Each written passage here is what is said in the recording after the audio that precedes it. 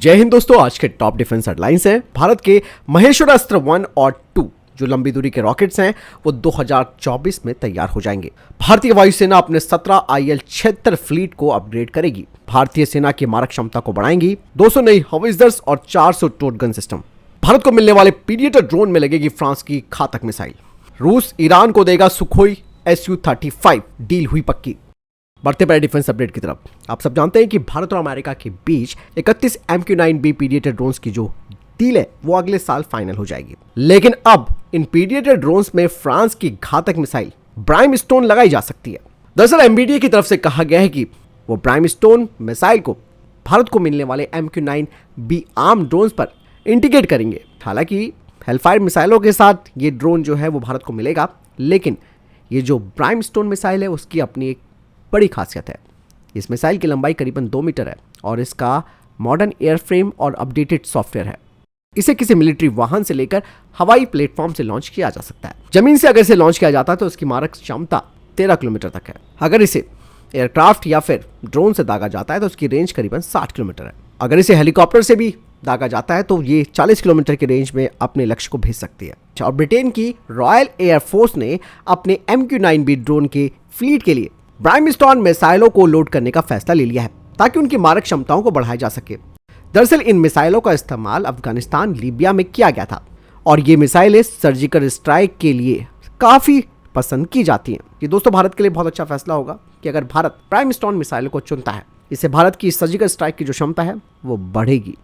चलिए बढ़ते next update की तरफ। दोस्तों आप सब जानते हैं कि भारत की private sector firm solar industry 150 kilometre range वाले महेश्वरास्त्र 1 और 290 किलोमीटर रेंज वाले महेश्वरास्त्र 2 रॉकेट पर काम कर रही है और अब कंपनी की तरफ से कहा गया है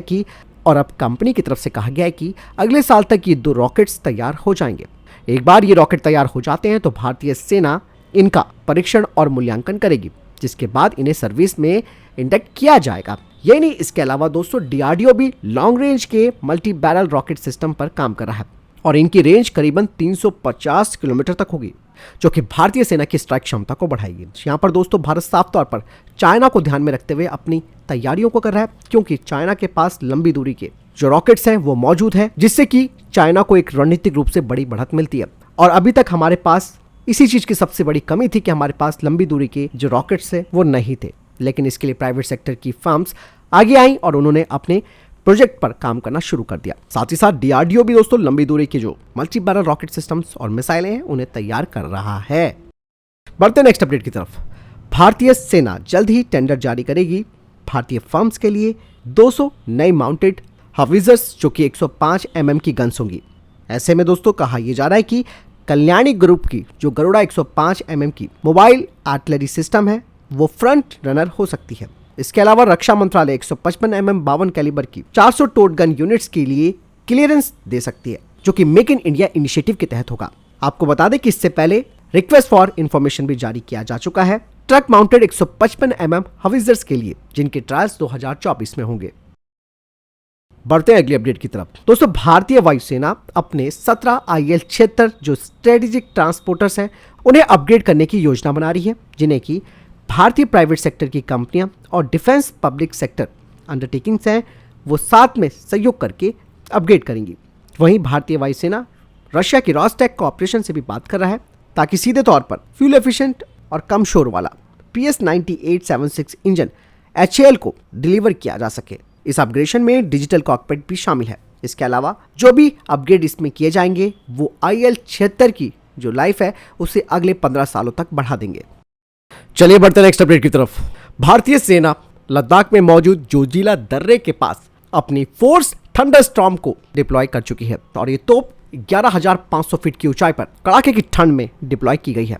भारतीय सेना की ईस्टर्न कमांड ने इस तोपखाना रेजिमेंट का लद्दाख की पहाड़ियों पर अभ्यास भी किया है। दरअसल सेना की तरफ से कहा गया है कि इस तरीके की ड्रिल्स का उद्देश्य अपने कौशल को और ज्यादा सक्षम बनाना है। साथ ही भारतीय सेना ने इस कड़कड़ाती हुई ठंड में अपनी फायर पावर का भी परिचय कराया है।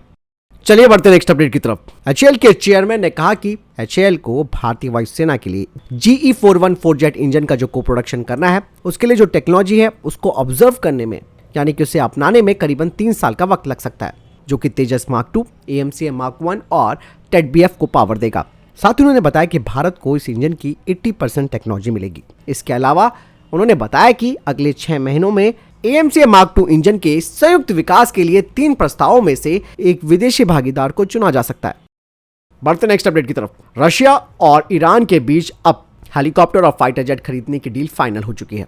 ईरान की तरफ से यह कहा गया है कि रशिया के साथ सुखोई Su-35 फाइटर जेट और हेलीकॉप्टर की डील दोनों देशों ने फाइनल कर दी है और ईरान को जल्द ही इनकी डिलीवरी होगी। बता दें कि इस डील से ईरान की वायुसेना की जो ताकत है वो काफी बढ़ जाएगी। ईरान की वायुसेना के पास अभी कुछ दर्जन स्ट्राइक विमान जरूर हैं, लेकिन वो पुराने हो चुके हैं। ईरान की तरफ से यह भी कहा गया है कि Sukhoi Su-35 fighter jet, Mi-28 helicopter और याक 130 जेट की योजना को अंतिम रूप दे दिया गया है। ईरान को मिलने वाले Su-35 की खास बात यह है कि यह अनगाइडेड बमों को इस्तेमाल कर सकता है ताकि अपने लक्ष्य पर सटीकता के साथ हमला कर सके और साथ ही साथ ये कई एडवांस टेक्नोलॉजी के साथ भी आएगा।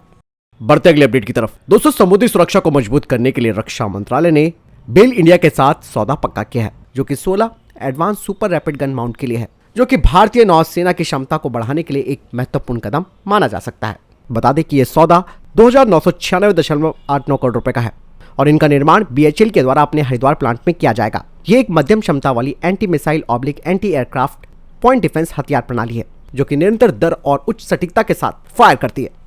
दोस्तों, आखिरकार उत्तरकाशी टनल हादसे को लेकर एक बड़ी खबर आई, जिसमें कि सिलक्यारा टनल में फंसे 41 जो कर्मवीर थे उन्हें बाहर निकालने की प्रक्रिया शुरू हो गई है और आखिरकार 41 हमारे जो श्रमवीर और कर्मवीर थे उन्हें बाहर निकाल दिया गया है। इस ऑपरेशन के दौरान भारतीय सेना, भारतीय वायुसेना, NDRF, SDRF और कई सरकारी और निजी जो कंपनियां थी वो लगी हुई थी। इंटरनेशनल एक्सपर्ट्स भी यहां पहुंचे थे और आखिरकार इन कर्मवीरों को निकालने में जो हमारा शासन प्रशासन था वो सफल रहा और प्रधानमंत्री नरेंद्र मोदी की बारीकी से इस पूरी घटना पर नजर बनी हुई थी। उन्होंने PMO के 2 अधिकारियों को भी यहां पर भेजा और लगातार इस ऑपरेशन के बारे में अपडेट लिया और आखिरकार मेहनत रंग लाई और सफलतापूर्वक इस ऑपरेशन को अंजाम दे दिया गया। चलिए बढ़ते नेक्स्ट अपडेट की तरफ।